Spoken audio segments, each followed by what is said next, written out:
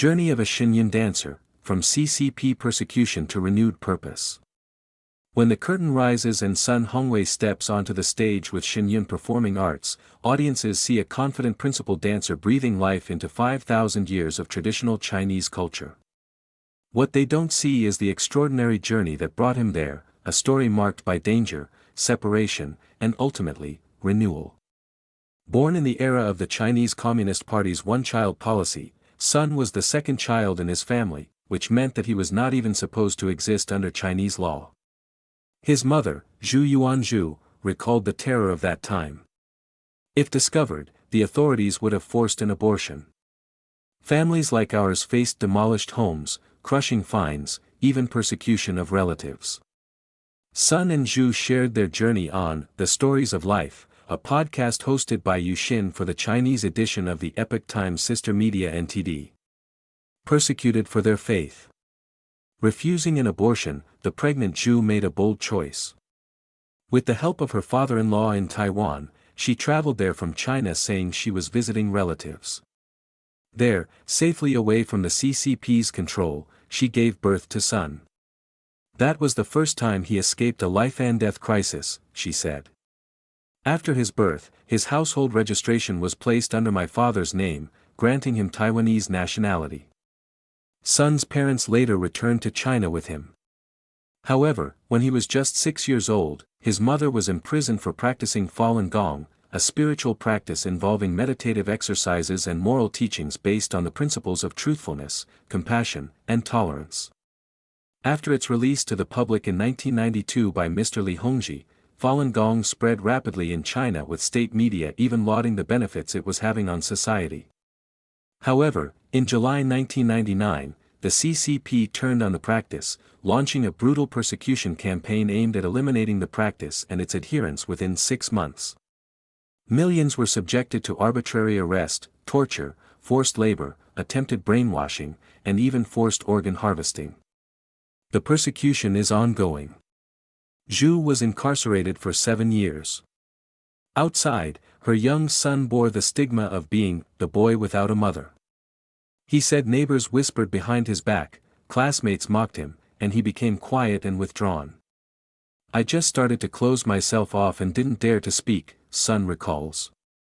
My personality became very introverted.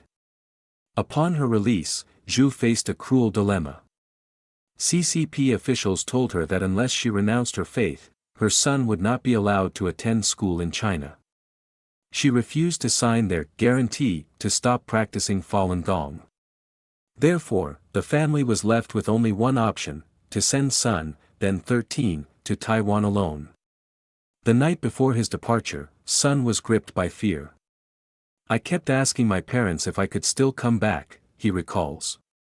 Zhu could only hold back tears and say yes.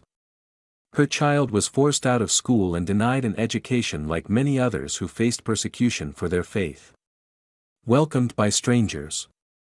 Sun's grandfather in Taiwan passed away when he was young. With no relatives waiting for him there, his mother told him simply to find Falun Gong practitioners in a local park. Trusting in the kindness of practitioners, she believed they would help. Miraculously, that was exactly what happened. On the streets of Taiwan, Sun spotted a display board about Falun Gong. Mustering courage, he approached the practitioners and poured out his story. He was welcomed by strangers who offered him shelter, schooling, and the warmth of a family he had lost. I approached and asked them, he said. I told them my experience. They were surprised after listening. I gave them my mom's phone number. They called my mom to confirm whether this was true.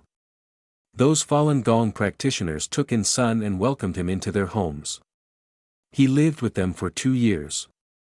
They treated me like their own son, he says. They were very selfless. Finding new purpose. This new beginning would become a turning point. In 2010, Sun saw a Shenyun performance for the first time. Moved by its mission to revive traditional Chinese culture and expose the persecution of Falun Gong, he felt a calling. I also wanted to join, he said.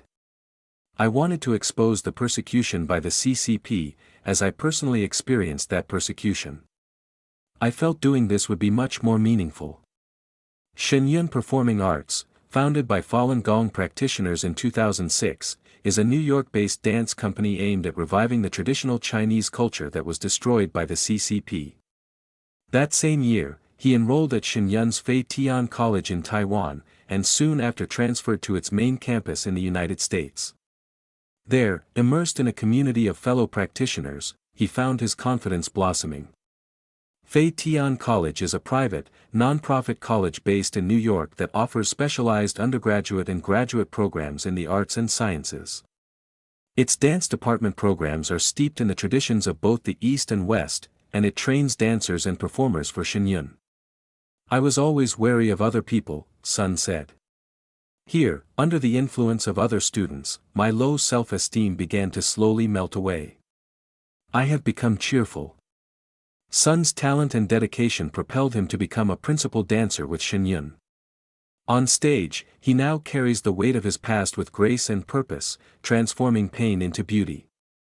I feel I've found my purpose in life, which is to be part of Shen Yun, to restore traditional Chinese culture, and expose the persecution that is happening in China, he said. Looking forward. Sun and his mother reunited in the United States. After years of persecution, separation, and uncertainty, they can finally live together in peace. Zhu marvels at the man her son has become. He was once so introverted, but now he is cheerful, filial, and strong, she said. People are envious of the person he has become.